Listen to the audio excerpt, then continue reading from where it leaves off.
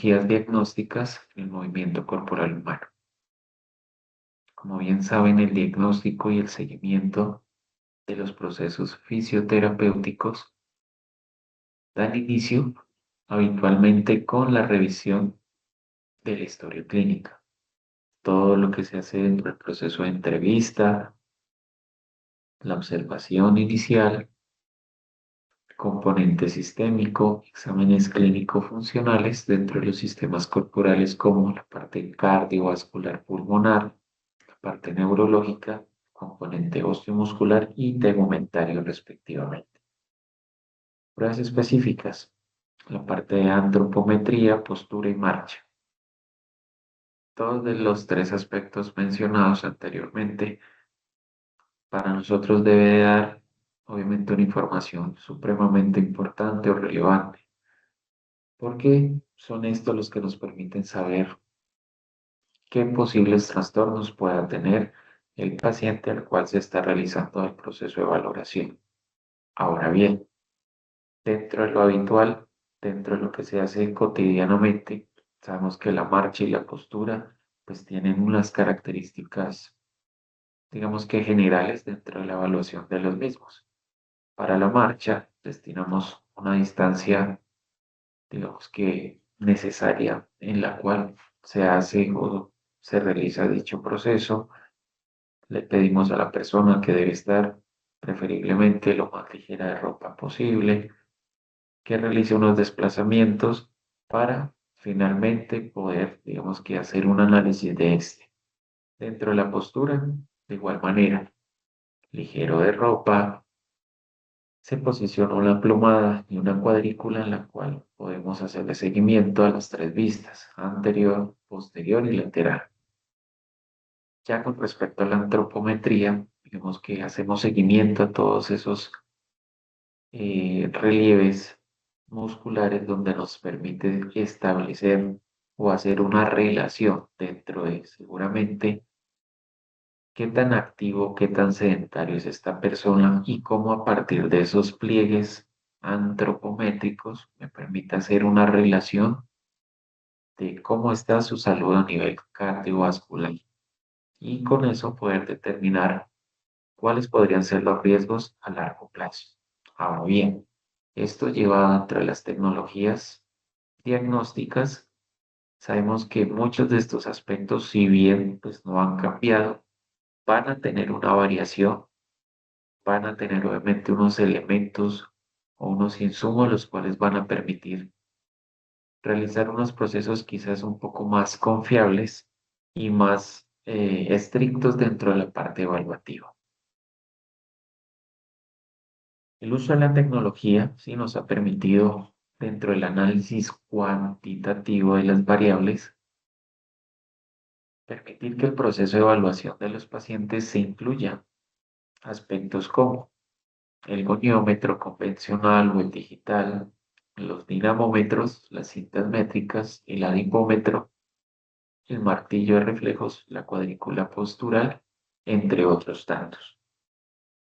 Como pueden ver, las primeras imágenes sobre el borde lateral izquierdo nos muestran dos goniómetros. Digamos que el convencional con el cual digamos que estamos acostumbrados a realizar nuestro proceso de evaluación del AMA, actos de movilidad articular en los diferentes segmentos, mientras que el que está al lado nos muestra quizás un poco más de avance relacionado con que dentro de la barra fija y móvil ya hay, digamos que una pantalla o hay un sensor que nos está generando ya una medición de los ángulos que obviamente del segmento que se está evaluando. Entonces, digamos que el uno se hace muy a partir de la evaluación más observacional, el otro quizás nos da una medida un poco más aproximada o real con respecto a lo que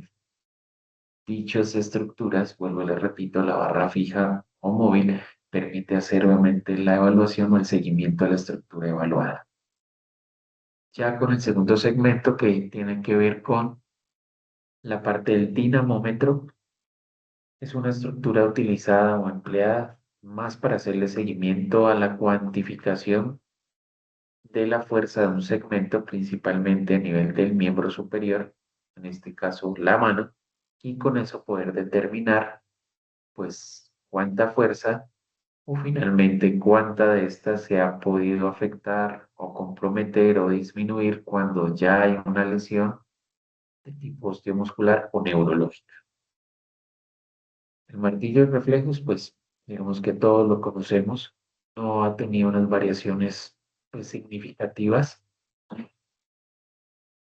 Este ya va a depender, digamos que de la habilidad, de la experticia del evaluador frente a lo que usted obviamente vaya a trabajar, ¿sí? La cuadrícula postural, digamos que no es otro elemento diferente a lo cual nosotros nos guiamos para realizar la evaluación de la postura, donde digamos que la determinamos a partir de las diferentes vistas, anterior, posterior, lateral, tanto derecha como izquierda, para poder establecer qué tan alineados o no alineados pueden, digamos que podemos encontrar las estructuras que ahí vamos a evaluar. Bueno, con respecto a las tecnologías que son usadas en la actualidad y más dentro del índole o digamos que el concepto mundial, se están incluyendo ya dispositivos de características optoelectrónicos que muestran unos avances significativos y que muestran obviamente ciertas diferencias dentro del componente o el análisis biomecánico. Estos, digamos que se implementan o son utilizados en los bien llamados laboratorios para el análisis de movimiento o de marcha. Estos sistemas pueden medir cualquier tipo de movimiento, desplazamiento ocular, velocidad, aceleración, desaceleración en tiempo real y nos permite obviamente establecer muchas de las variables que quizás al simple ojo o al análisis observacional de pronto no pudiéramos identificar. Entonces, miren, en este orden son un tipo de tecnología que nos va a permitir poder evidenciar un poco más clínicamente lo que podemos quizás esperar dentro de dichos procesos. Les comparto ahí un enlace para quienes quieran conocer un poco más sobre estos dispositivos o estos, digamos que mecanismos de evaluación, puedan conocer un poco más. Con respecto ya acerca de cuál es el objetivo o cuál ha sido el objetivo a partir del análisis del movimiento corporal, es importante aclararles a ustedes que gran parte de la medición se hace a partir de los esquemas o modelos de movimiento a lo largo de la historia. Es importante también que ustedes conozcan cuáles han sido como los principales hallazgos, cuáles han sido obviamente los avances y hasta, digamos que a la fecha, cuáles de estos pues han mostrado, digamos que tecnologías un poco diferentes que permiten marcar la diferencia dentro de esa era digital diagnóstica a partir del movimiento corporal humano. Vamos a encontrar unos prototipos, unas características y por supuesto el tiempo en el cual empezó a generarse ese enfoque. Dentro del primer prototipo encontramos todo lo relacionado con cámaras de televisión, donde la característica esta nos permitía obviamente identificar o registrar el análisis del movimiento a partir de unos marcadores en tiempo real. Esto, digamos que empezó a surgir más o menos en Holanda en el año 67. Es decir, a partir de las cámaras de televisión se hacía un análisis del movimiento, tan solo que se hacía en tiempo real. Muchos de estos, digamos que generaban unas características casi que impercibibles, casi un poco aproximadas, pero con muchos sesgos o con muchos errores que permitían realmente ir un poco más hacia un diagnóstico real o acertado. Ya para el segundo prototipo, digamos que avanzan un poco más dentro de lo que fueron algunos avances con respecto a que no solo lo dejaron para población adulta, sino que se pensó también en la población pediátrica, en los niños que también sufrían trastornos a nivel postural y a nivel motor, y principalmente en la marcha. Por eso se creó o se ajustó la población sobre el año 1980 en Reino Unido. Ya para el tercer prototipo, en Milán, sobre 1983, ya se empieza a hablar o se empieza a hacer el primer acercamiento acerca de los primeros análisis cinemáticos en laboratorios de marcha.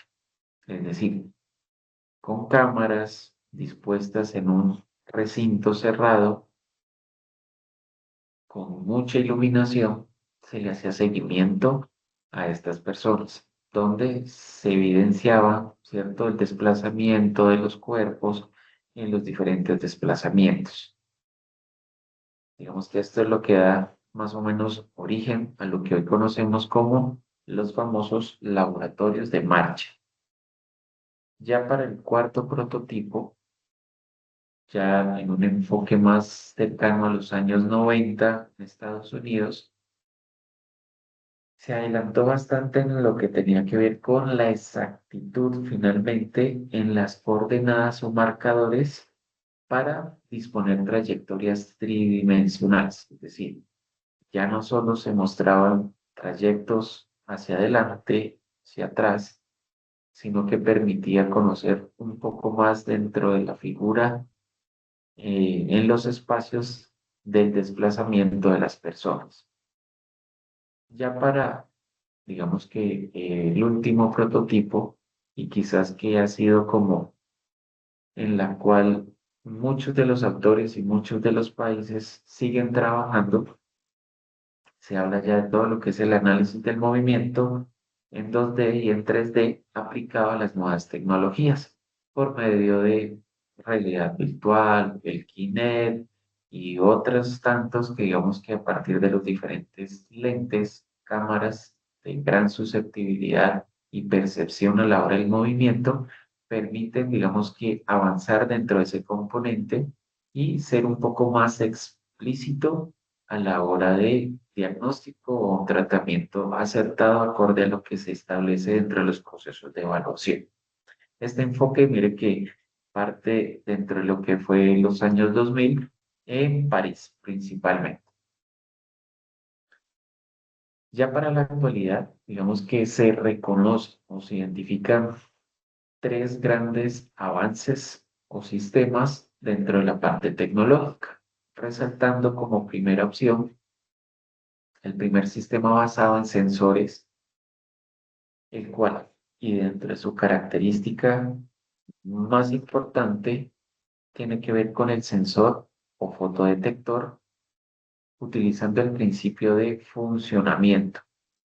A partir de la información conseguida por dos únicas cámaras y dentro del sistema establece la posición espacial del punto luminoso. ¿Sí? Como lo pueden ver en la imagen, se destina un centro donde vamos a ubicar la persona a evaluar.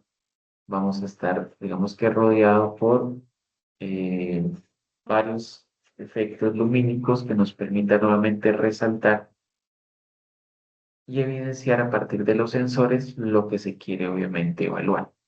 Se rescata también la posición a partir de esos sensores que estarán resaltando los ejes, perdón, X, Y y Z, lo cual pues va a permitir nuevamente esquematizarlos en los diferentes programas en los cuales se da el análisis y la conclusión de dichos estudios. Como pueden ver, pues hace parte de un primer proceso, quizás un poco no tan avanzado en tecnología, pero que permitía hacer un seguimiento a la parte corporal, identificando ya a partir de esos sensores ya unas características similares al componente corporal.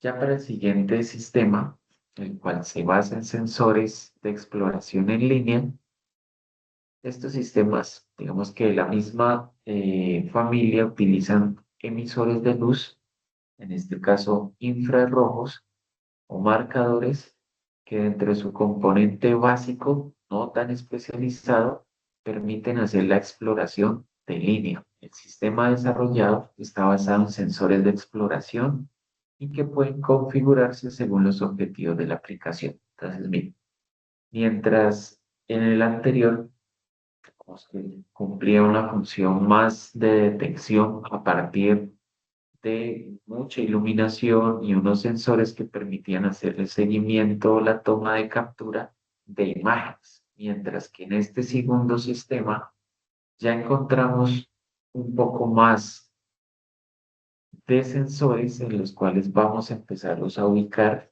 topográficamente o en estructuras que nos van a permitir, digamos que hacer un poco más de seguimiento y nos permita obviamente generar un análisis un poco más complejo. Como lo ven en la parte inferior de la gráfica, se toma como referencia algunos de los segmentos corporales en los cuales deben ir dichos sensores.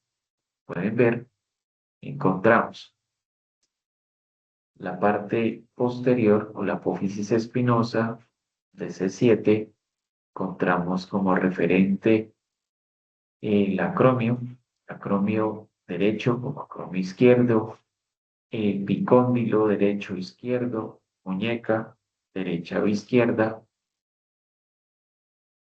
cuerpo vertebral 12, cuerpo vertebral correspondiente a S1, trocánter mayor derecho e izquierdo, la parte relacionada al componente muscular, muslo derecho, muslo izquierdo, rodilla, medio pie, o en este caso digamos que todo lo relacionado con pantorrilla, malleolo externo y finalmente el anus. Entonces, a partir de todos estos sensores van a estar localizados en cada una de estas estructuras para finalmente dar un poco más de seguimiento y poder identificar posibles trastornos no solo de tipo postural, sino también a partir de movimiento.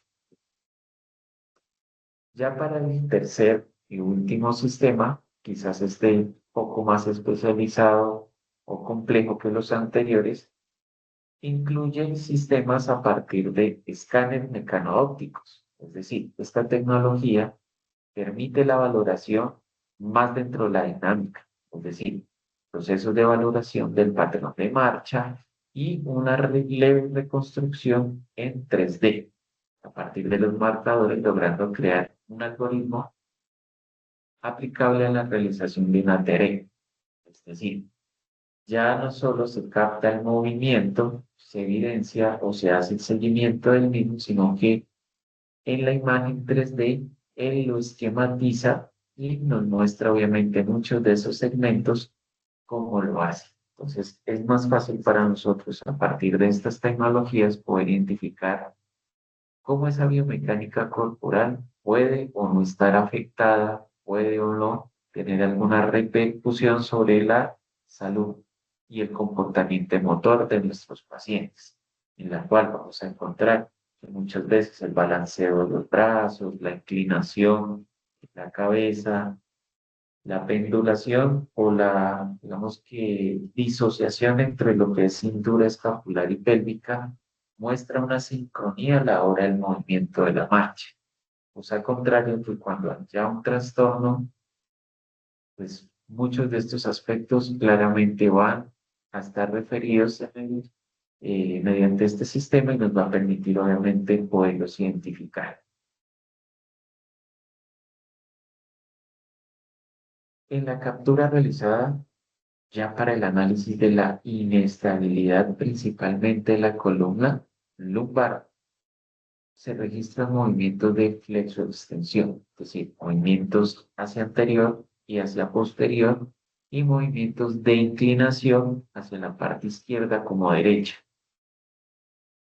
¿Qué pasa? Que ya con la colocación de estos marcadores, ya no quizás en la misma disposición que el modelo anterior, donde digamos que encontramos desde la primera ubicación del marcador, desde la séptima vértebra cervical hasta el dedo hallux. En este se van a disponer desde la acromia, la doceava o vértebra 12, ¿cierto? Nivel torácico, la vértebra cuarta lumbar y finalmente las espinas ilíacas, tanto izquierda como derecha, y con eso digamos que son más que suficiente para ya tener en cuenta los movimientos que les mencioné hace un instante.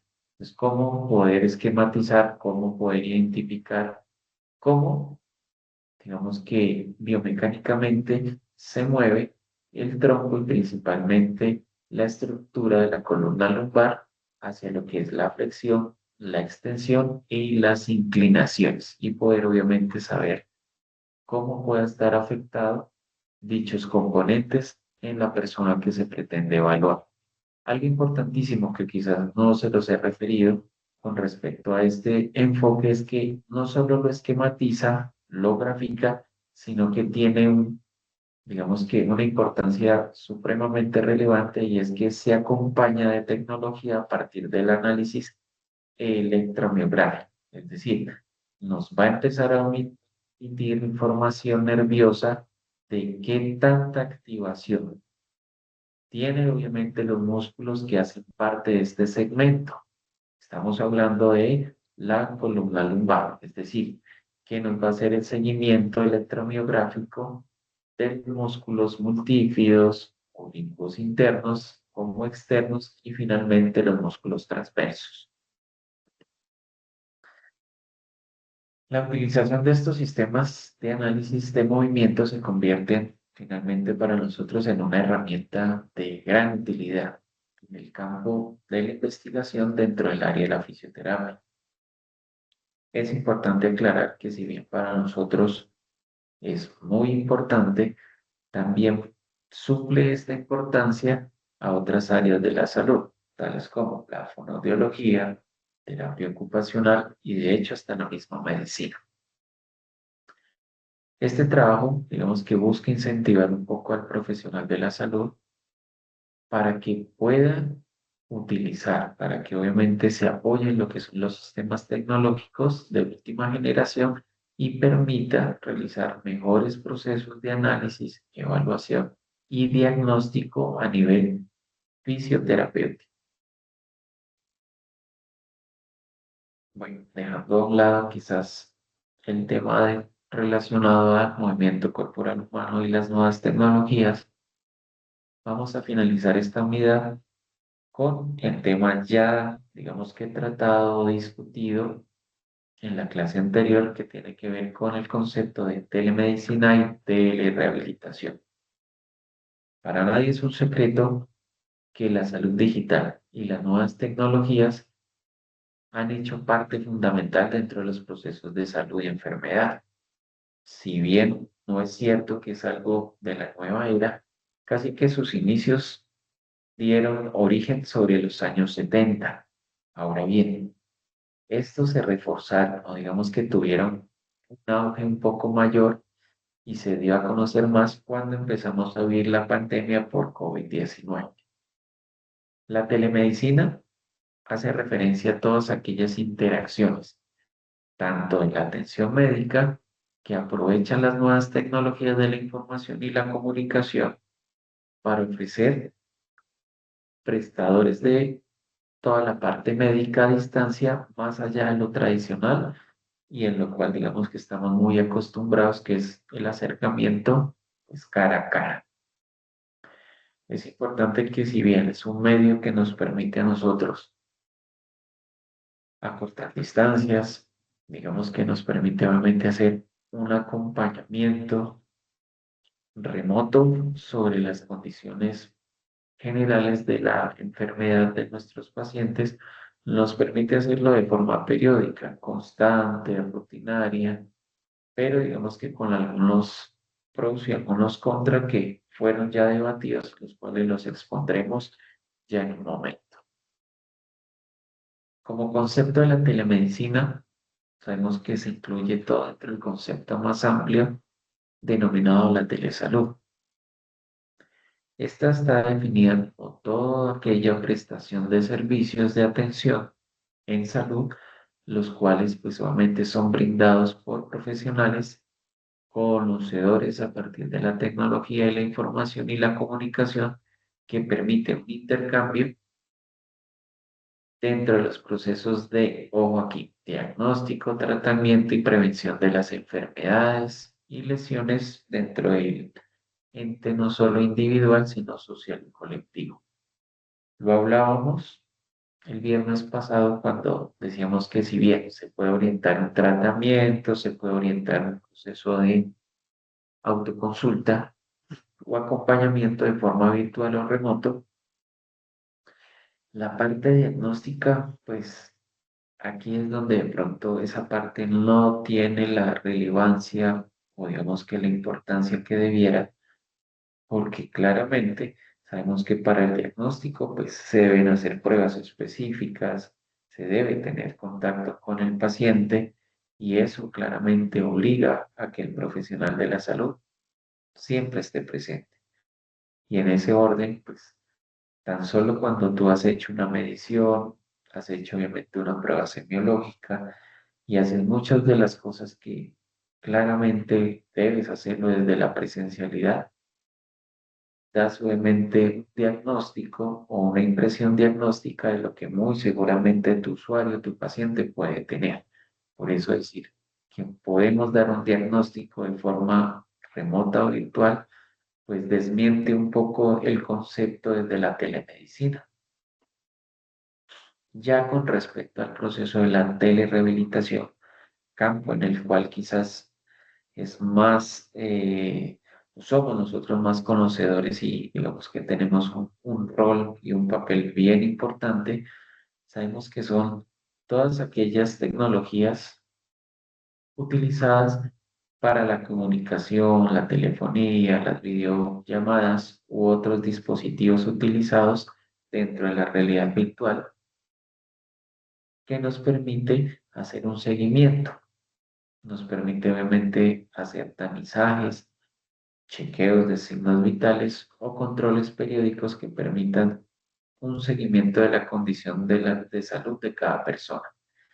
Con respecto a la telerehabilitación, digamos que sí hay dispositivos que permiten, así tú no estés presente, hacerle seguimiento a signos vitales como frecuencia cardíaca, frecuencia respiratoria, saturación de oxígeno y otras, digamos que otros aspectos relevantes dentro del proceso de. Por eso es importante que muchos de esos dispositivos sean calibrados, sean explicados al personal, tanto quien colabora o quien hace parte del uso de estos para que se le dé, digamos que un buen y adecuado uso para que a la hora de tomar o registrar los signos podamos nosotros tener una información que nos aporte dentro de la característica principal relacionada a la salud de las personas. Con respecto a la telerehabilitación, es algo donde quizás nosotros somos fuertes.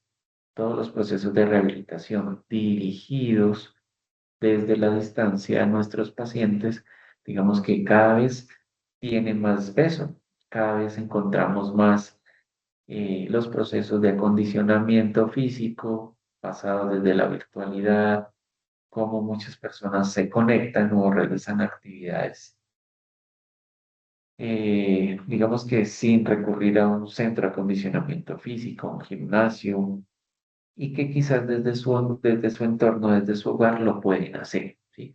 Son actividades sencillamente básicas, entendibles y claras que les va a permitir que la persona las pueda realizar desde donde esté, que no va a haber obviamente una complicación y que todo lo que se haga, pues digamos que se puede chequear, vigilar, supervisar, modificar si así se requiere. Bueno, ya con respecto a la actividad final, se conformarán grupos o máximo de 5 estudiantes, no de más, 5 máximo. ¿Qué van a hacer, muchachos? Van a realizar un análisis de postura desde las diferentes vistas, anterior, posterior, lateral izquierda, lateral derecha. Que es importante que ustedes ahí mencionen cuáles son los aspectos seguramente relacionados dentro del componente muscular o articular más relevantes dentro de lo que ustedes van a hacer. Entonces, miren, pongan atención. Dentro de esos grupos van a escoger una persona, ¿sí? O ojalá, digamos que le hagan un proceso de análisis de postura en el cual ustedes indiquen a partir de las diferentes vistas cómo está, digamos que sobrepuesto, cómo está dispuesto la cabeza, los hombros, la columna, la cadera, la rodilla, los pies, para que usted ya empiece a generar, digamos que un análisis dentro de lo que usted está observando.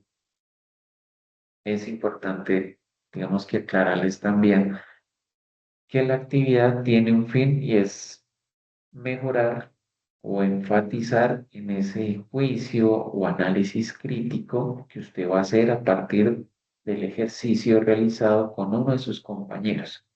Entonces, la idea es que usted lo haga lo más aproximado a la realidad posible, indicando si hay, ojalá, algún trastorno, algún riesgo, alguna susceptibilidad dentro de la parte osteomuscular. ¿Listo? ¿Qué es importante?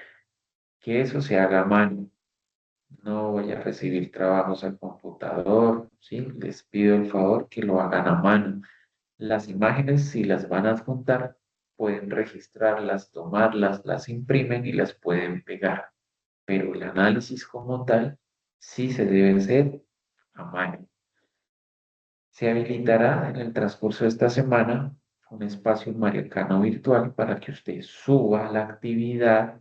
Es importante que también dentro de la hoja que usted va a entregar o dentro de su trabajo incluya todas y cada una de las personas que trabajaron. ¿Listo? Para que de esa manera se pueda, digamos que ya determinar la nota para el grupo y pues obviamente tener ya las notas computadas junto con el parcial que se desarrollará el día viernes. ¿Cuáles son o cuáles serán las temáticas de evaluar con respecto a el parcial? Lo que se ha visto en esta primera unidad y que obviamente está contemplada en esta presentación que les acabé de dar.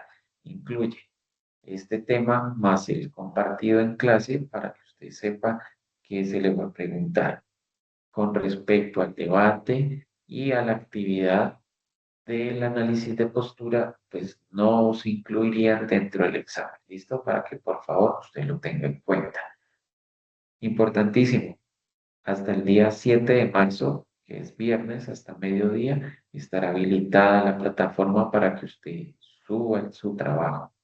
Posterior a esta fecha, ya la plataforma, digamos que no le permitirá el ingreso o no le permitirá obviamente cargar la actividad. Entonces, por favor, tengan en cuenta la fecha, tengan en cuenta la hora para que por favor se organicen desde hoy y puedan distribuir las actividades para que estas sean tenidas en cuenta y se les considere su nota para este primer momento.